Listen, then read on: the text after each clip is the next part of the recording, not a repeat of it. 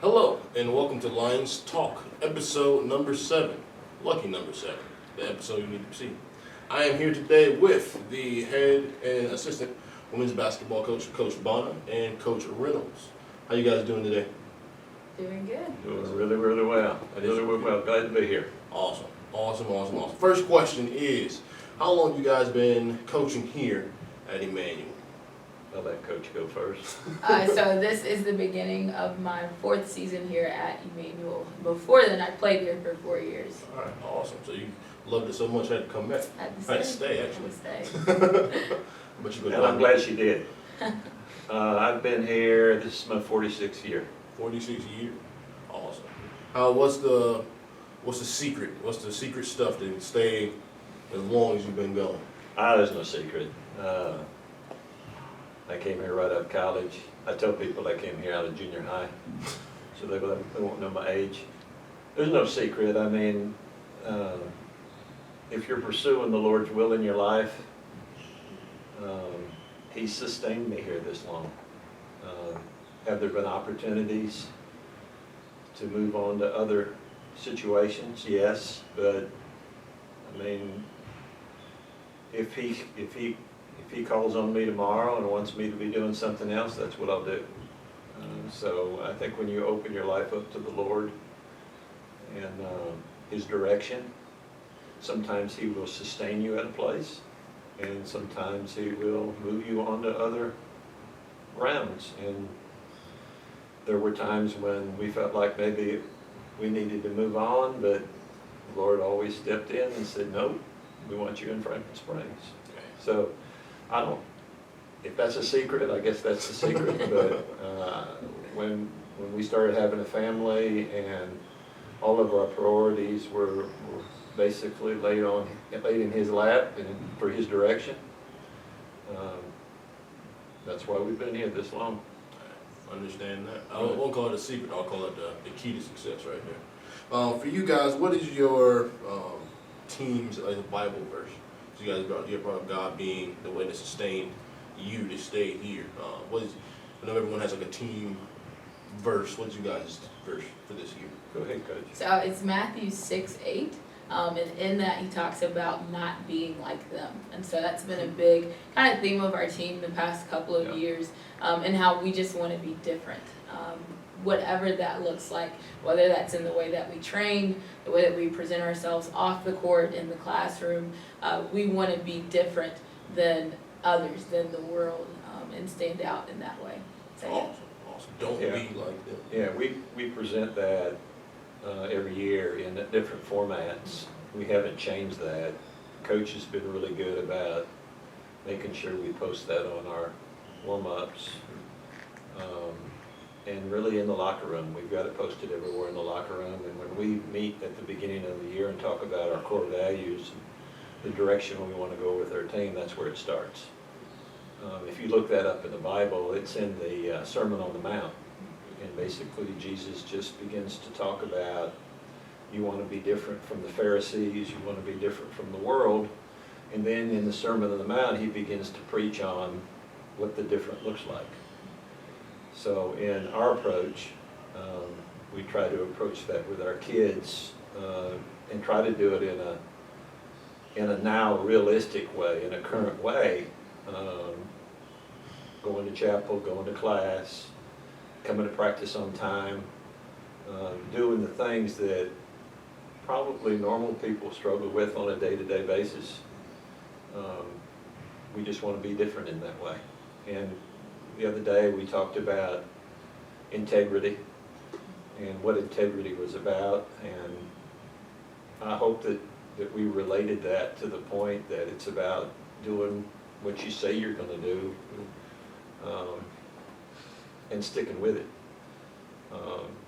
So we're constantly preaching that to our kids. Don't be like them. And of course, it's just words on a page if they don't see it from us. Yeah. And we're not perfect. Coach and I are not perfect. I mean, I'm sure there's days when we come to practice and we act like we don't want to be there because we have so much else going on in our lives. But we're just thankful the Lord's able to forgive us that and give us grace to get through that. But we always want to show that with our kids, and we want our kids to be showing that as well. Awesome. I think that will I'm reading a book right now by Tony Dungy called Uncommon, so that's where it's very much, I can see that being a cool theme, and I see how you guys, speaking and seeing how you guys act and do things on the court and also in the offices and things, I think you guys are pretty uncommon, you being a teacher as well. What are you guys' some of your goals for the season, I guess this year during the, I'll call it the COVID year, because we don't really know what, you guys might know, but we don't really know, I guess, what's up in the air for scheduling, things of that nature. What are you guys' I guess, goals for your team? Coach, go ahead. I would say right now, just on a individual standpoint, I think our goal right now is just to get our kids to their maximum potential, or get them pursuing that potential. So right now in preseason, focusing on, player development. How can we get you to the point where you need to be, where you're the best player that you can be for our team, and then start focusing on, okay, let's put that together. Because if we can take each of you at your best and put us together to a team, well, that's gonna just help us towards those different goals that we may have. So I think that our approach in that, especially right now in preseason, that's the same. We're trying not to focus on, when the season's gonna start, when it's not gonna start, what's gonna happen because of COVID. Right now, I think we've done a really good job of instilling in them. Right now, we're focused on getting to the point where we're the best that we can be.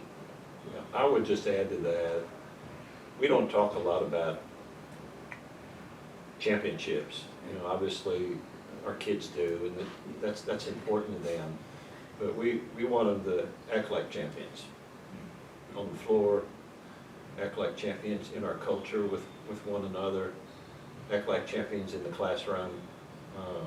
And we feel like if they can learn that habit, then that will carry over to possibly winning championships later. Obviously, a championship will get in their diploma, which is, we feel like the #1 championship we want them to achieve here.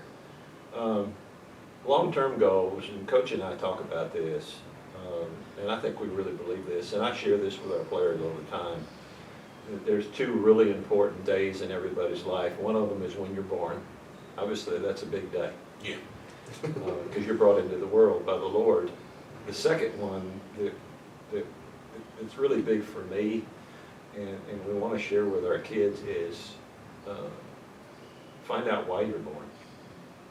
What was the purpose in the Lord having you on this earth? Find those giftings, find that direction, find that calling. And we're always seem to be searching for that.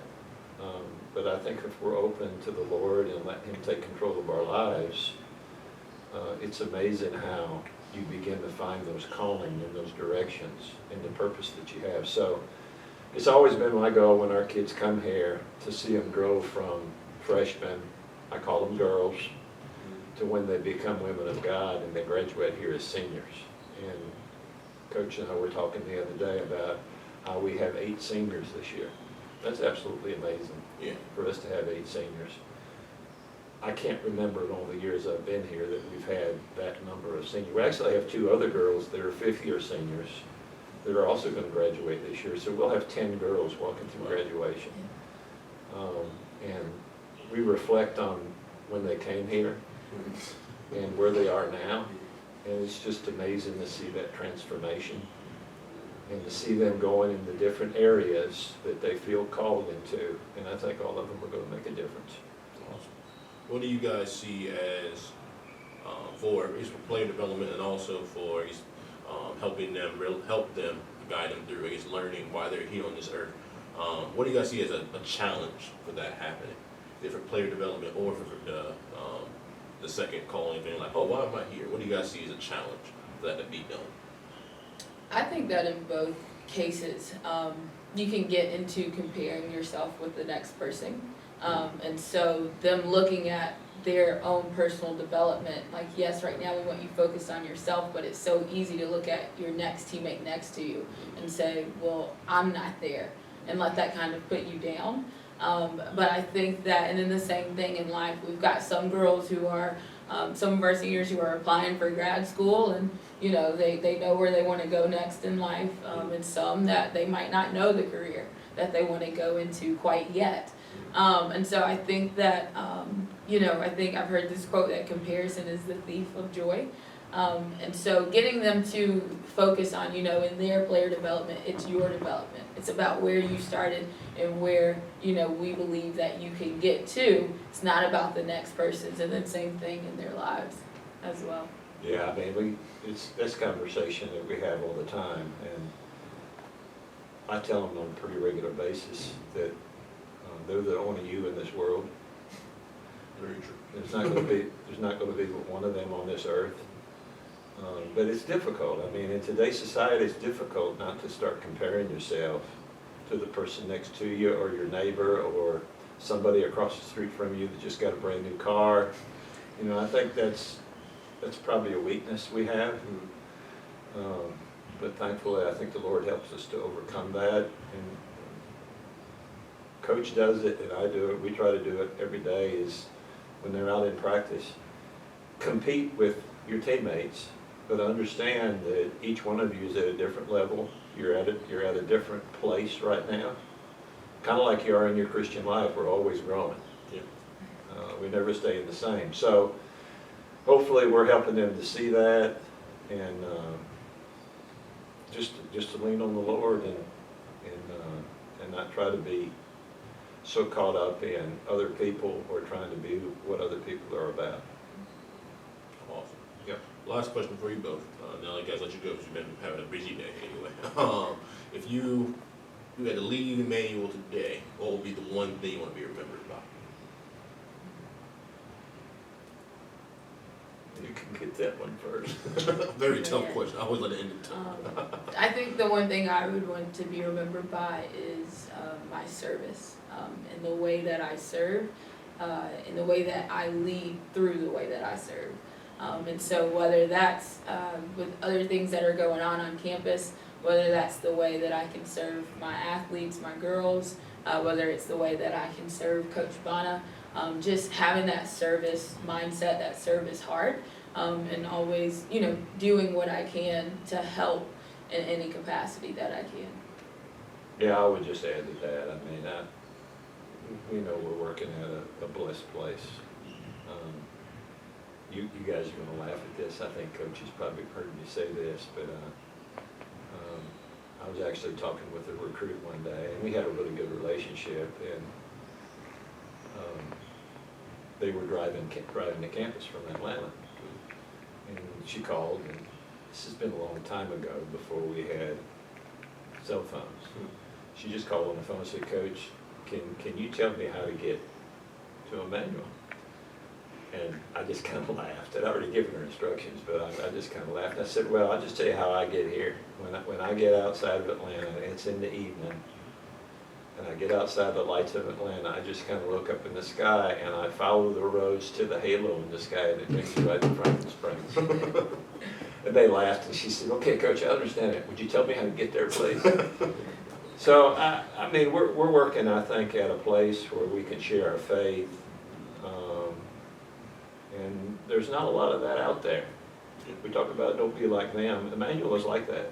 It's not like them. It's different. I mean, it's different from a lot of other Christian schools. And I think that because of that, it gives us the format to be able to really work with kids and share our faith. So my direction on that would be the way I've evolved with this from even when I was coaching Timia, is I just want to make sure we're sharing our faith with our kids, and they're seeing that every day, so that they can use us as an example, and hopefully when they leave here, they can carry that out in their own families and with people they're around. Awesome. Well, if you did not get any good nuggets out of this whole conversation, I need you to go back and rewatch it again, because I've learned so much sitting with Coach Bona and Coach Timia about service, not being like them and being uncommon. This is episode 7 of Lions Talk. I'm your host, Brian.